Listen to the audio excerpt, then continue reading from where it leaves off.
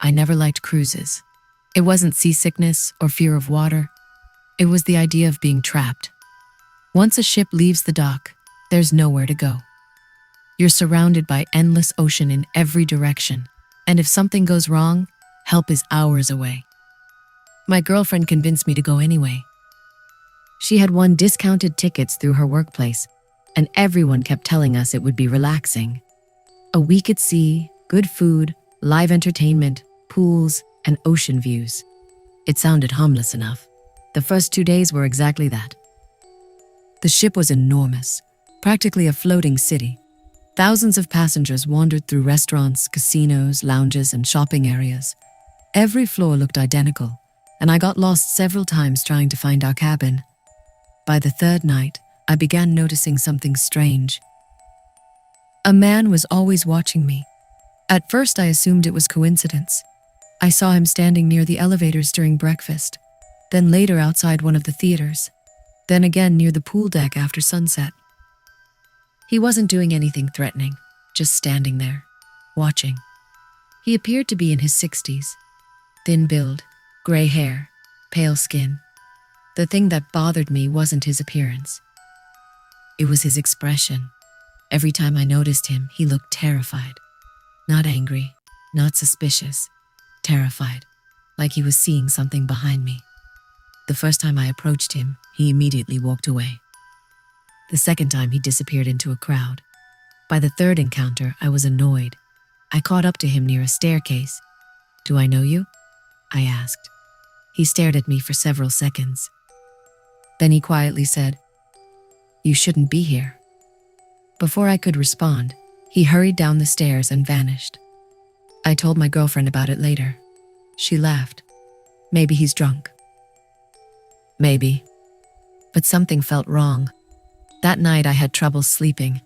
Around 2 a.m., I woke up needing water. The cabin was dark. My girlfriend was asleep. I stepped into the hallway and headed toward the nearest vending area. The corridor was empty, silent. The only sound was the distant vibration of engines beneath the ship. As I walked, I noticed a folded piece of paper lying outside our cabin door. I picked it up. 3 words were written on it. "Don't go below." Nothing else, no explanation, no signature, just those words. I looked around. The hallway remained empty. A cold feeling settled in my stomach. I considered showing it to security but figured it was some weird prank. I crumpled the paper and threw it away. The next day I forgot about it, at least until evening. The ship offered behind-the-scenes tours of certain maintenance areas. My girlfriend wasn't interested, but I signed up. I thought it would be interesting to see parts of the vessel passengers normally couldn't access. A crew member led a small group through service corridors hidden behind public sections of the ship. The atmosphere changed immediately. Gone were the bright lights and cheerful music. These hallways were narrow, metal walls, low ceilings, industrial lighting. Everything felt colder, more isolated. The deeper we went, the more uncomfortable I became. At one point, I noticed the same elderly man standing at the end of a corridor, watching me. Again. When our eyes met, he looked horrified. Then he shook his head, slowly, desperately. The tour continued before I could reach him. A few minutes later, we passed a heavy metal door. Unlike every other door, this one had no markings, no labels, no numbers, just gray steel. I asked the guide what it was.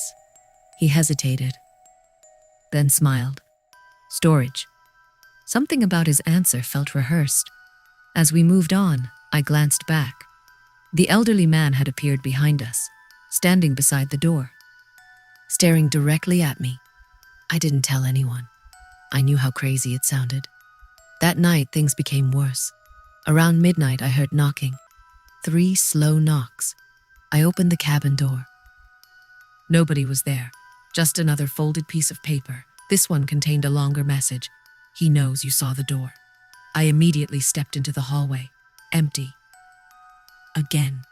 When I returned to the cabin, my girlfriend was awake. I finally showed her everything. The notes, the man, the strange encounters.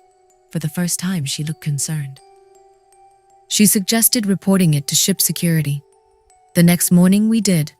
They listened politely. then informed us nobody matching my description appeared on passenger records. They assumed I was mistaken. Maybe another traveler, maybe a crew member. That answer should have reassured me. Instead, it made things worse, because I knew what I had seen. That evening, I decided to find the man myself. I spent hours searching decks, restaurants, and lounges. Nothing. It was nearly midnight when I spotted him again. He stood alone near the rear observation deck. The area was mostly empty. Strong winds whipped across the ocean. I approached quickly before he could leave. This time he stayed. His face looked exhausted, like someone who hadn't slept in days. "You've been following me," I said. He nodded. "Why?" For several moments he didn't answer. Then he asked, "Have you noticed the missing passengers?" I stared at him. "What missing passengers?" Exactly. The response sent chills through me. He looked around nervously, then motioned for me to follow him. Against my better judgment, I did. He led me through multiple stairwells and maintenance corridors. Eventually, we reached a service area I hadn't seen before. The farther we walked, the fewer people we encountered. Soon, there was nobody at all. The sounds of passengers vanished. Only machinery remained. Finally, he stopped. Ahead stood the same unmarked metal door, the one from the tour. My pulse quickened. "What is this place?" The man swallowed, then quietly said, "I've been on this ship before." "What?" "Many times." I frowned. "What does that mean?" Terror filled his eyes, because I never left. For a moment, I thought he was joking. Then I realized he wasn't. His hands trembled violently. "You need to understand something," he said. "People disappear on this ship." I started backing away. "This isn't funny." "I'm not joking." He stepped closer. "I was a passenger years ago. At least I think it was years." The words made no sense. He looked completely serious. "They take people through that door." Before I could ask another question, footsteps echoed through the corridor. The elderly man's expression changed instantly. Fear. Pure fear. He grabbed my arm. "Run!" Then he shoved me backward. Several crew members appeared around the corner, all smiling, all wearing identical uniforms. The old man sprinted away. The crew members chased him. Not one acknowledged me. Within seconds, they disappeared into the darkness, leaving me alone. I stood frozen for several moments before returning to my cabin. I barely slept. The next morning, the elderly man was nowhere to be found. Neither were the crew members. I considered forgetting everything, pretending none of it happened, but curiosity got the better of me. That afternoon, I returned alone. Finding the corridor took almost an hour. Eventually, I reached the unmarked door. No guards, no cameras, nothing. I checked both directions, empty. Then I pulled the handle. The door opened. Inside was a staircase descending into darkness. No lights, no signs, just stairs. Every instinct screamed at me to leave. Instead, I went down. The staircase seemed endless. 5 floors, 6, 7. Far below the ship's public areas. Finally, I reached another door. Beyond it lay a massive chamber. I froze. The room was filled with hundreds of chairs, each occupied. Every person sat perfectly still, staring ahead. Men, women, children. Some wore modern clothing. Others looked decades out of date. The room was silent. No movement, no conversation, just endless staring. Then I noticed something horrifying. Many faces appeared familiar. Passengers I'd seen earlier during the cruise. Passengers I hadn't realized were gone. A woman from the buffet. A teenager from the arcade. A man who had shared an elevator with me. All sitting motionless, their eyes empty, like mannequins. I backed away slowly. Then someone grabbed my shoulder. I nearly screamed. It was the elderly man. He looked even worse than before. "They saw you come down." My heart pounded. "What is this?" His voice cracked. "I don't know. You said you've been here before." "I have." "Then explain." Tears formed in his eyes. "I can't." Before I could respond, every seated passenger suddenly turned toward us.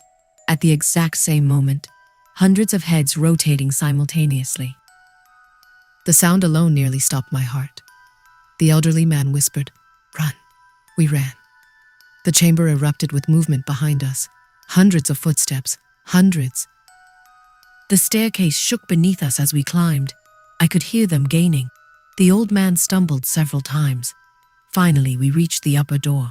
I burst through. The corridor beyond was empty. But when I looked back, the elderly man remained on the stairs. He wasn't moving. Several pale hands emerged from below, grabbing him, pulling him downward. He screamed once, then vanished. The door slammed shut. Everything became silent. I ran. I didn't stop until reaching crowded passenger areas.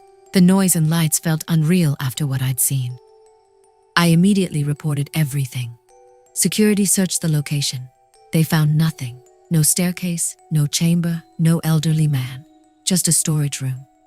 Exactly like the guide had claimed. The remainder of the cruise passed without incident. Eventually, the ship returned to port. Passengers disembarked. Life returned to normal, at least on the surface. Months passed. Then one evening, I received an email. No subject line, no sender information.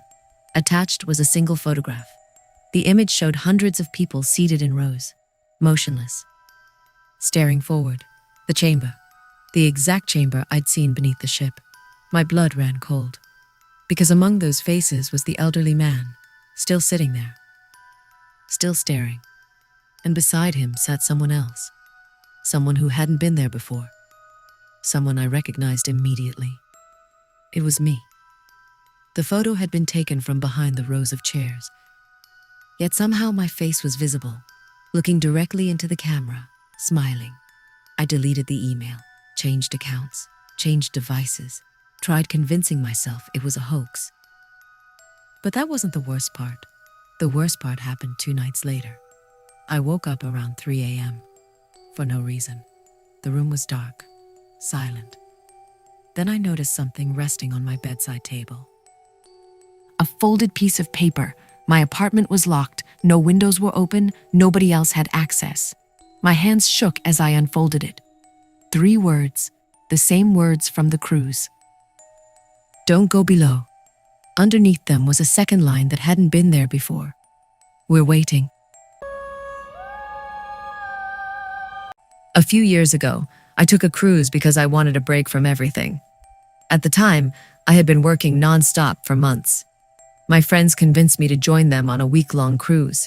It wasn't anything fancy, but it promised beaches, entertainment, good food, and plenty of time to relax. There were 4 of us traveling together. The first day was exactly what you'd expect. Crowded decks, families taking pictures, music playing near the pool, people laughing everywhere. The ship felt like a floating city. By the second day, my friends had already made plans to attend every show and event available. I wasn't really interested. I preferred wandering around the ship by myself. That's how I discovered the service deck. It wasn't completely off limits, but passengers rarely went there because there wasn't much to see. It sat near the lower levels of the ship. No restaurants, no bars, no entertainment, just long corridors and maintenance doors. The area felt strangely peaceful compared to the crowded upper decks. One evening after dinner, I found myself exploring there again. I noticed a narrow hallway I hadn't seen before. At the end was a metal door with a small window. The window was covered from the inside. What caught my attention wasn't the door itself. It was the sound coming from behind it. Someone was knocking. Slowly. 3 knocks. Pause. 3 more knocks. Pause. 3 more. The pattern repeated continuously. At first I assumed it was a crew member working inside. I stood there for several seconds. The knocking stopped. The silence felt immediate, like whoever was inside knew I was listening. A moment later, a voice spoke from the other side. "Help me." I froze. The voice sounded weak, almost exhausted. I stepped closer. "Who's there?" No answer. Then the voice returned. "Please let me out." Every hair on my arm stood up. I reached for the handle.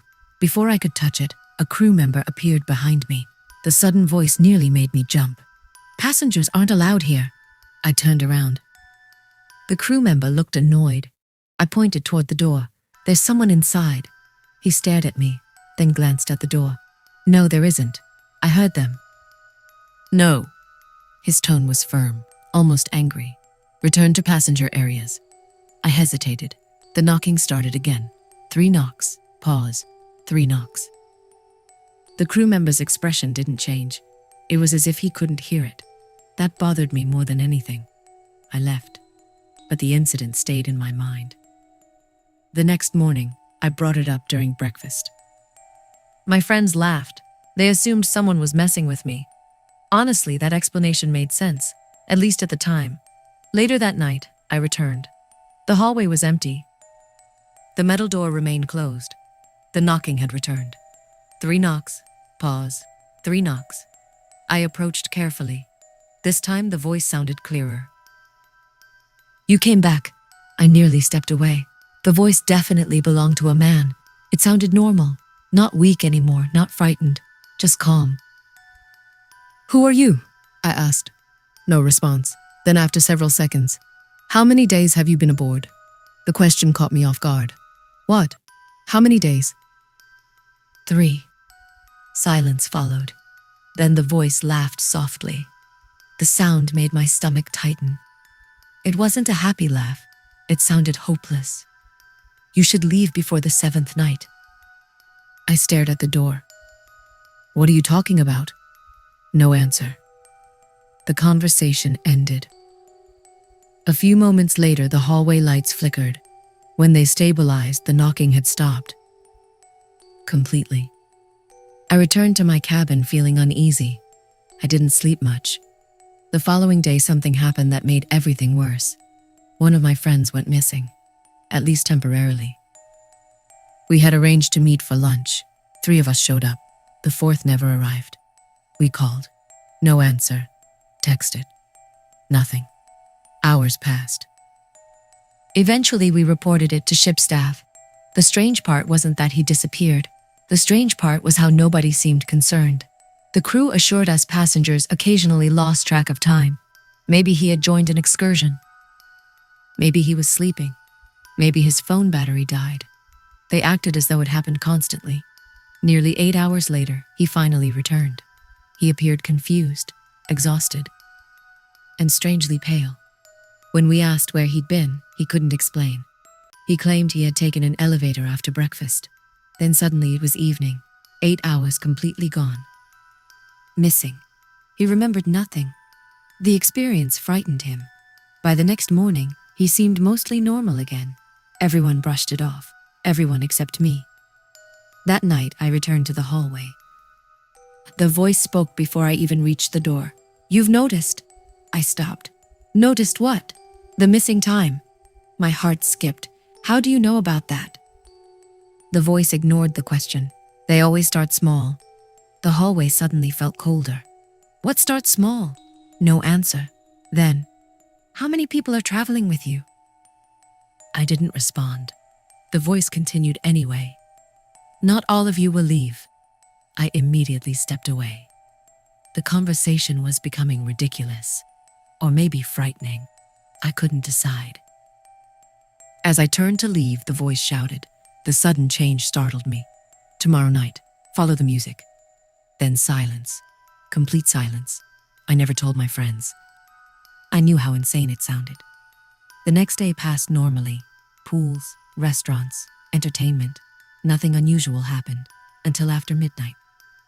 I was returning to my cabin when I heard music. Soft music, almost impossible to notice. It sounded like an old orchestra recording. The melody drifted through the hallway. At first, I assumed it came from one of the lounges. Then I realized something. The music was coming from below. I followed it. The sound led me through stairwells and service corridors. Eventually, I reached an unfamiliar section of the ship. The farther I walked, the louder the music became. Then I saw something impossible, an elevator. That shouldn't have been unusual, except the elevator wasn't listed on any map. The doors were old, far older than the ship itself. The metal looked worn and rusted. Most disturbing of all, the elevator was moving, up, down, continuously. Without stopping, the orchestra music seemed to be coming from inside. I approached carefully. A small digital display showed floor numbers, but they made no sense. Negative numbers. -20, -30, -40. The ship wasn't remotely large enough for that. The display continued descending. -60, -70. My pulse quickened. Then suddenly the elevator stopped. The doors opened. Inside stood dozens of people, passengers, all perfectly still. None moved, none spoke. Their heads slowly turned toward me. Every single face wore the same expression, a blank smile. The doors immediately closed. The elevator resumed descending. I stood frozen. My brain struggled to process what I'd seen. Eventually, I forced myself back to my cabin. The next morning, I considered reporting everything. But what would I say? That I found a haunted elevator? Nobody would believe me. That evening, another passenger disappeared, then another. Neither returned. Announcements were made. Searches were conducted. The atmosphere aboard the ship changed. People whispered. Rumors spread. Crew members continued insisting everything was under control, yet they looked nervous now. For the first time, even they seemed frightened. That night, I returned to the service deck one final time. The hallway looked different. The metal door stood open. The room beyond was dark. I hesitated, then entered. Inside was a narrow staircase descending downward. Far downward. The orchestra music echoed from below. Against every survival instinct I possessed, I followed it. The stairs seemed endless. Minutes passed, then more. Eventually, I reached the bottom. What I found remains the most horrifying thing I've ever witnessed. Beneath the ship existed another ship. That's the only way I can describe it. An older vessel. Hidden impossibly below the modern cruise liner. Its corridors looked ancient. Rust covered the walls. Water dripped from ceilings. The orchestra music echoed through empty passageways. It felt wrong. Like something that shouldn't physically exist. As I explored, I discovered photographs hanging along one wall. Thousands of photographs. Cruise passengers. Different decades. Different eras. Some images appeared incredibly old, black and white. Others looked recent. Every photograph contained at least one thing in common. The passengers were smiling. And standing aboard the same ship. Not the modern vessel. The old one. A realization slowly formed. This hidden ship had existed for decades, maybe longer. The modern cruise liner wasn't carrying it. It was attached somehow, following it like a parasite. Or perhaps the opposite. A sound behind me made me turn. Footsteps. Dozens of footsteps. I began running. The corridor twisted endlessly. The music grew louder. Suddenly I entered a massive ballroom. Hundreds of passengers filled the room, dancing, laughing, smiling. Yet no sound came from them. Only the orchestra music. I recognized several faces immediately. The missing passengers, the people from announcements, the ones nobody could find. My friend stood among them, dancing, smiling. His eyes looked empty, completely empty. I shouted his name. Nothing, no reaction. The dancers continued moving. Then all at once the music stopped. Every person froze. Slowly, every head turned toward me. Hundreds of smiling faces stared directly at me. The silence was unbearable. One step, that was all they took. A single synchronized step toward me. Then another, then another. I ran. The ballroom erupted into movement behind me. Hundreds of feet pounding against metal floors, the sound echoed everywhere. I sprinted through corridors, up staircases, through doors, never looking back. The pursuit continued. I could hear them gaining, closer, closer. Finally, I reached the staircase leading back toward the modern ship. I climbed as fast as possible.